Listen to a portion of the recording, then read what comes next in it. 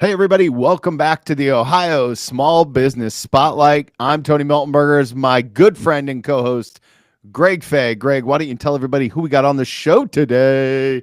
Man, anybody watching in the Centerville area knows where this place is at because I've never seen community throw not only so much support, but throw so much praise behind a eat-in establishment. I see them all over social media, constantly being talked about, and really happy to have Rick Campbell, the owner of Flavors Eatery, almost right across the street from Centerville High School. Rick, we are so happy to have you here today, sir. Well, it's my pleasure to be with you, gentlemen. And, I enjoy what we do at the restaurant, and it's always great to talk about it. Rick, I know that Flavors has become kind of known as one of Centerville's very best places to go and grab a meal. Talk to us a little bit about your process of saying, yes, I want to get into the restaurant business and starting something that's kind of niche in the market in terms of, kind of that California eatery flavor that you guys specialize in. All righty. Well, let me start out with I never planned on being in the restaurant business. I am a retired banker. And so I retired in 2017. I was on the golf course 3 or 4 times a week, enjoying life. And the folks my wife and I happen to be the third set of owners. And so the owners prior to us were some friends of ours named Steve and Debbie Shell.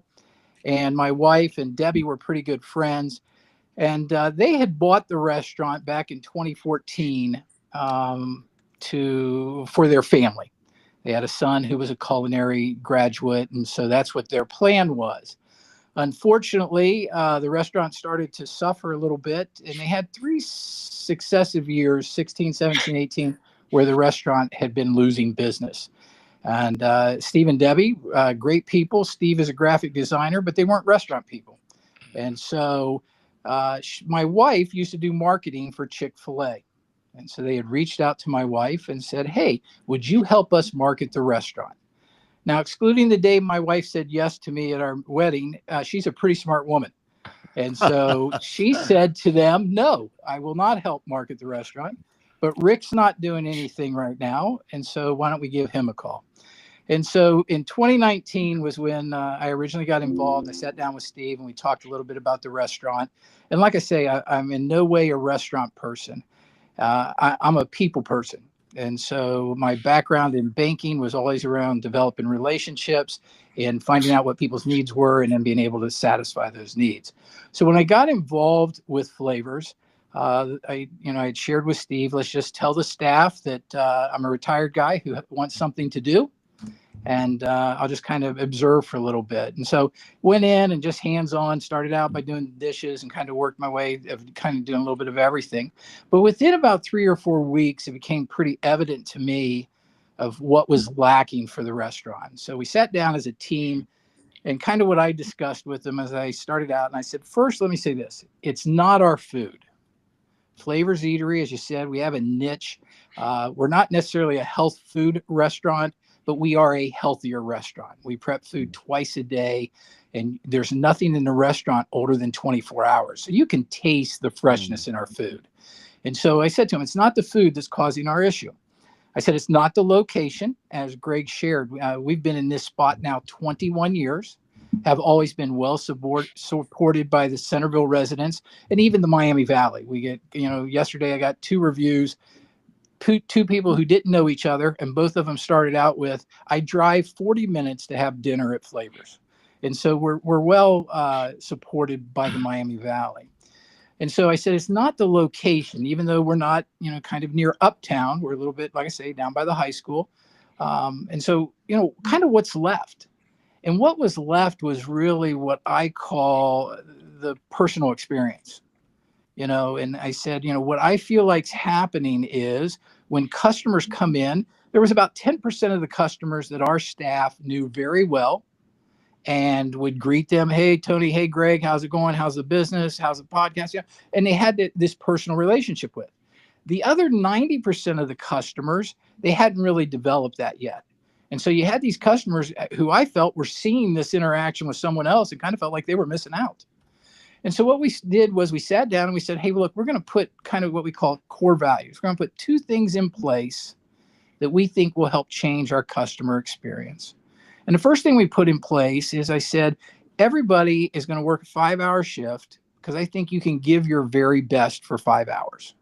Once we hit lunch, some of our people slow down a little bit, and it's just natural. To work 8 hours on your feet, demanding of customers, asking for this, asking for that, multitasking, blah, blah. It really was hard. And so I said, we're not going to cut hours. We're just going to cut hours daily, and we'll expand maybe the week. And so we said, nobody's going to work more than 5 hours. But during those 5 hours, I want you to act like you're the owner. I said, and basically what that means is the owner does everything. Now, you gentlemen have been in my restaurant. It's a small 40-seat restaurant. You can throw, a napkin from one side of the restaurant to the other. And so I said, when you're in here, regardless of what happens, you have the ability to take care of it. And so we immediately said to all of our staff, you have up to X number of dollars to resolve any issue. You are the owner in each individual situation that you're involved in. So that was the first thing. The second thing that we said is I believe that every customer deserves to get a wow experience. And so I asked them, what do you think wow is? And a lot of things came up, greet the customer by name, look them in the eye, blah, blah, blah, blah, blah, blah. And I said, well, we're only going to judge it in one manner. When you're serving your table, take a look at them at the end of the meal and ask yourself this simple question.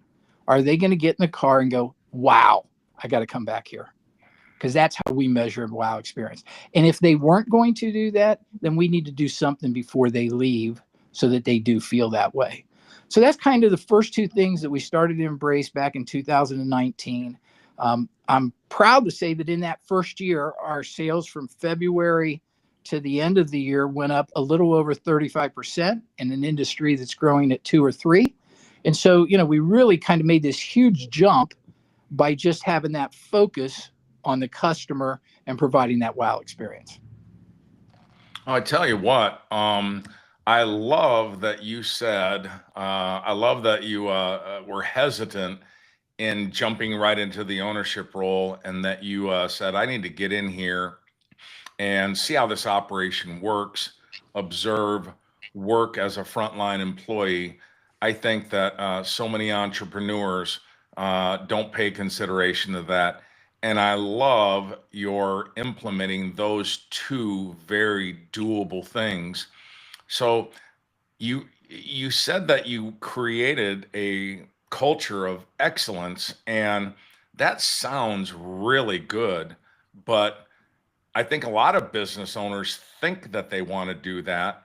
Aside from the 2 things that you did, how have you just woven excellence into the culture as you saw those first 2 things work? What else have you done to where, excellence is what someone is going to take away from our operation? Well, here's how I'd share, Greg, is I tell our staff every week this statement. We are not in the restaurant food business. We are in the people business, and we happen to serve food. And that is the reality of it. And so if you're not creating a personal interaction at every visit, we're missing the boat. And so that's kind of when I talk about conveying a passion for excellence, what we continually talk about, and what's neat is, I talked about those 2 core values. Each year I've added a subsequent core value that continues to let us to build on that. A third one that we added a year later was we want our staff to ask the question, why not me? And what that question is when there is something that needs to be done, why not me? If there's a customer that needs to be taken care of, why not me? If there's food that needs to be run out, why not me? If there's a table that needs to be bussed, why not me? And so when you create this thought process that anytime you see something that needs to be done, instead of saying, oh, I wonder who's going to do that, you immediately are the one to step up. It creates like I say, a passion for excellence. Because what we say to our staff all the time is never compare yourself to anyone else that's working here. Compare yourself to what is your very best. And, I've said this my entire career. I've been fortunate from the time I graduated in college that I've always been in management. And it's been one of the cornerstones of my management is no one knows you better than you do. And so when I asked my staff, I said, all I want you to do at the end of every day when you get in the car, ask yourself the simple question, did I give my very best today? And the truth to it is there's going to be days that you can't. If something's happened at home, your dog passed, whatever it is, something that's impacted you, and you may not be able to. And what I tell my staff is when that day happens, let us know, and we'll kind of put you behind the scenes a little bit so that you can still add great value to the restaurant. But what we deliver to the customer every time has to be our best. So I think, that's kind of some of the building blocks. And the other thing that's kind of been interesting is, my staff is made up of about, I've got about 10 people, 4 adults, and the other 6 are all high schoolers. Wow. And all of the high schoolers, they're coming to Flavors is their very first job. And so that has been so much fun because we sit down when I interview them and I end up making an offer to them. I have one of their parents call me and I have a discussion with the parent and I say to them, these are the 3 things I'm going to try to instill in your child while they're working at Flavors. The first one is really to be able to how to judge people. In the retail business, you get to see everything. You get to see the good, the bad, and the ugly.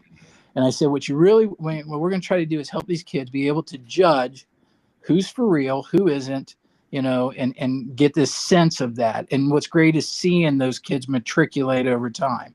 I said, the second thing we're going to teach them is that we have to be people of our word, that integrity and honesty are forthright. And if we make a mistake, own up to it and then figure out how to fix it. Like I say, nobody's perfect. And, so we often, mistakes to us are just opportunities for us to grow and learn.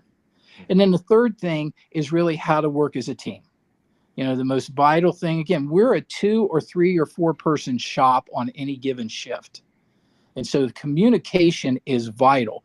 Like I say, it's a small place. Our kitchen is very small. We're all kind of on top of each other. And when our restaurant gets full, it's hopping. And so there's a tremendous amount of communication that has to occur, and we kind of just say, hey, leave the drama at the door and let's all become owners. One of the things that's interesting about your particular restaurant is a couple years ago, I had heard a lot of opinions because your food is all so fresh. It kind of got a reputation for a little while as being slow, right? And I remember that because I've lived in Centerville for a long time and I've always gone to Flavors. And what I've seen is that you've overcome a negative narrative that either through systems or through values or through that process. I think that there are a lot of leaders who are listening who are faced with a reputation in some areas of their business that they may not love. What did you do? Because you've now rebutted that perfectly. It's gone from anything I've ever heard of. How did you overcome and not lose sight of the bigger picture while battling community perception, air quotes? All right. Well, I think, again, there's 2 things. One, when I first arrived, I think the most important thing that I tried to instill into all of our staff is we're all here for the restaurant. And if you're not here for the restaurant, and I tell this to my staff all the time, if you're not here for the restaurant, the first day that you get up and you don't want to come to work, come that day and give me your 2 weeks notice. Wow. Because we're not a job. We're not here just for patient. We're here to really make people happy. And it's like I say, that's the business that we're in. And so when I got at the restaurant, there was that reputation. Again, one of the first things I did when I got on board is I looked at 3 years worth of reviews. And just often 2 things came. The hours are never standard. And if you go there, you might as well look forward to waiting. And so we really have put ourselves in a window that we believe from the time we take the order to the time that we deliver a meal, it'll be less than 15 minutes. We're in no way fast food. We're not even close to fast food. But we changed some of our processes. And so one of the processes, when someone would come in and take an order, they would take out their drinks and so forth, and then they would get their meal. And all of our meals come with complimentary tortilla chips and our homemade salsa. And we would have that on the plate. So much like other restaurants, one of the things we did is we started serving those chips and salsa while their meal was being prepared. So it was just a matter of now, instead of them sitting watching meals being served, going, oh, I wonder when I'm going to get mine, we now are delivering chips and salsa. And what's kind of neat is, like I say, we have this, everything that we do has processes. And so when we take an order, we then go out and we take out our drinks and our silverware. And what's neat is our staff announces everything that they do. Here's your Diet Coke. Here's your silverware. I'll be right back with your chips and salsa. They go back, they get the chips and salsa. Here's our homemade salsa with our corn tortilla chips, and there's that house garlic aioli that we talked about. And the reason that we do that is we want to validate with the customer at every interaction, we're doing exactly what you asked us to do, and we're doing exactly what we told you we would do. And then the other thing is then especially when we bring out meals and say, oh, here's your Santa Fe bake and here's your, chicken wrap. So it goes, oh, I didn't have this. Oh, well then, we're able to find errors right away. Because when I got there, people, again, they were in such a hurry to just process the customer. They'd come, lay stuff down and walk away. The customer didn't even have a chance. And so part of that timing issue was we were doing things over because we didn't do it right the first time. Wow. And so, I tell my staff all the time, as much as you don't believe it, you can have a perfect shift. When I was in banking, one of the things I used to tell my teller staff, if you only had to wait on one customer today and you did it perfectly and I let you go home and I paid you for 8 hours, could you do that? What do you think they said? Sure. I said, what about 2 customers? Sure. What about 5? I said, what's the number where you all of a sudden decide that you're no longer going to focus 100% and get it right? That's exactly what we do at the restaurant.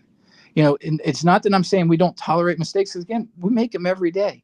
But what we do is we create this thought process, this mindset that every customer deserves that wow experience.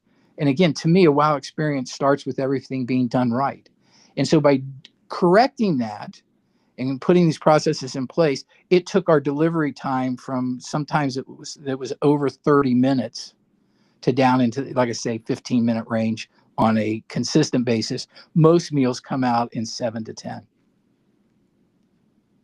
I tell you, I can't help but pick up in what you're saying. You give employees empowerment.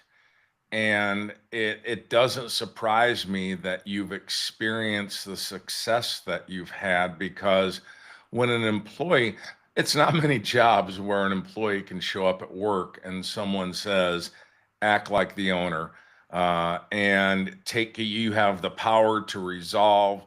I love that right there. I can see why your culture has spread that way, and just been ingrained in everybody.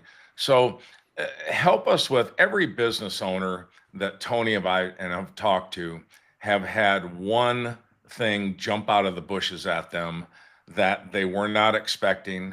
And sometimes it's really big and sometimes it's really scary. And other times it's just something that really kind of startled you. What's one thing that you had jump out of the bushes at you that either scared the heck out of you or startled you, and you really had to wrestle with what the solution would be? I think, Greg, the biggest thing for me is, as I've said from day one, I'm not a restaurant person.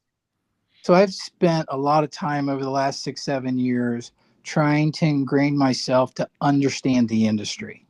Because one of the things that flavors is, we talk about consistency all the time, because about 60% of our customers order the same meal every time they come to Flavors, even though we have over 60 items to choose from. They come in and they say, I love, the veggie bake. I always get the veggie bake. what else should I get? We explain 5 things and they'll go, you know what? I'll get the veggie bake. And the reason is because it's just so good. Amen. And Amen. so It is so good. and here's the other part is, and I say this to people all the time. One of my biggest pet peeves is looking at a menu, seeing something, ordering it, paying for it, and it doesn't taste like it looked like. Mm. And I'll say to my wife, don't ever let me order that picture again. And so, when people come in, they know, they've got a meal that they have eaten over and over, and it just is so satisfying. And so I tell them, I said, guys, you can come in here and get something different 10 times in a row. And at the end of each meal, you'll go, oh my gosh, this is my new favorite. And we laugh about it. But to answer your question, I think the thing that caught me is how, and I hate to use the word, but how fickle sometimes our customers are in wanting to try something different. And for us at Flavors, that's not something that we've ever done well. Our menu has been established. It was established mostly before I got there. I've added maybe 2 or 3 items, but it's really in starting to create different things that make you have a different appetite, but still an appetite for flavors. Here's an interesting thought for you, and you guys are Centerville gentlemen, but you know where the Sam's Warehouse Club is from me? It's 2 miles up the road on 725 Franklin Street. From the front door of Sam's to my front door, there are over 40 eateries that you have to pass to come to my location. 40 spots you drive by. And so I tell people all the time, people only come to Flavors to eat at Flavors. There's not a lot going on in our end of town where you drive by and go, oh, well, let's stop in at Flavors. That just doesn't usually happen. People who eat at Flavors come to Flavors. And so the answer to the question was really for me to understand the industry and how it, like I say, it has some fickleness to it that I had to address. And then it's really saying, how do we bring and offer new things to the table that fit in the niche that we have? Because again, we don't want to get too far from that. Mm-hmm. But, so a couple things that we did is 2 years ago, we added soups, and we call it our soup season. Our soup season is from October to March. And so we added, we have a house soup similar to our house garlic dressing. We have a house soup that we're known for. And then every week we have a different soup for about 4 or 5 weeks. So we have like 6 soups, and they're not the stuff that you would normally get. It's not chicken noodle. It's not chili. They're just, like I say, some different things that have great flavors to it that you really can't find anywhere else. And so, as we start, that's the things that we had to start doing, is taking a look. We had to add some additional things to the menu, and I think the other thing that was a real surprise to me is, Flavors customer base is almost 75% women. And so there was this concept or this thought process that we were an eatery for ladies because it was healthier and there wasn't anything for the guy to eat. And so we really went out of our way to add a couple items that we think really catch the eye of gentlemen. And that's what we say to ladies. Hey, bring your husband in. Think about this. We've got shredded seasoned chicken. We've got tri-tip steak. We've got barbecued pulled pork. We've got fresh bacon, and we got salmon. There's not a guy in the world that isn't going to jump on one of those items. Making me hungry. So good. So good. Yeah. And so that's what made me change. The thing that scared me is not having the background or the expertise. That's amazing. So, listen, this time has absolutely flown by. And so we're so thankful for your generosity of time and your spirit and the wisdom in here. Now, before I close, there's one question that we love to ask people that always catches them a little bit off guard. And the question is this: when you think about 3 businesses in Centerville or Southern Miami Valley, doesn't have to be Centerville exactly, that we need to have on the show, what are 3 of your favorite locally owned businesses in the southern part of the Miami Valley? You're on the clock. I'm on the clock. Businesses that I go to, do they have to be restaurant or just anything? Just anything. We just want to talk to some entrepreneurs who you think that are like, man, they're like doing it. That's how we got you. Someone mentioned you when That's exactly right. That's exactly right. All right. My wife is a customer at Square One Hair Salon on the corner of 48 and 725. So that's one. Love it. They do a fantastic job. I have been dining. My ancestry is Italian. My grandparents came over on the boat together, and we're good friends with the people that started flying pizza. I've been eating Sicilian squares and pizza by the slice. Flying pizza right there in the strip center. They're on 725 is another place that those guys are just outstanding. Love them to death. And let me think of a third here local.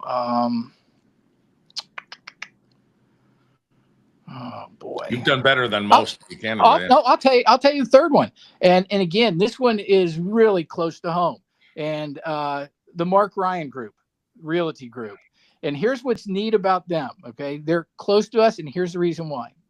My oldest tenured employee is a young lady named Tatum Ryan. She is a licensed real estate agent and works there now. She started with us as a sophomore in high school, worked all through college. She still works with us 1 or 2 days a week because she loves what she does at the restaurant. I told her, I said, man, go do your real estate business. She goes, Rick, this is great for my business. I get to meet and see a lot of people. And then Mark and Lauren's youngest daughter, Tanley, 14 years old, just started with us. So the Ryan Group, great real estate folks. I've known both of those girls since they were tiny. Mark Ryan and I used to share an office together, and it's a good recommendation right there. Well, what's great about it, what I love about them is their standards and their values are so in line with us. The way that they handle real estate is the way that we try to do it. They make it personal. They are invested, and they search for excellence. So good. So many nuggets here. I know you blessed a ton of people. Rick, thank you so much for what you do for the community, for setting the standard of excellence high, and for meeting it consistently. I can't wait to see you the next time in Flavors, and thank you for what you do for Centerville. Gentlemen, thank you very much. I appreciate the opportunity to speak with you. As always, friends, the best thing you can do is hit that subscribe button on the YouTube channel. Share this episode with a friend, maybe somebody who needs to go have a good lunch. We can't wait to connect with you guys next week on the Ohio Small Business Spotlight.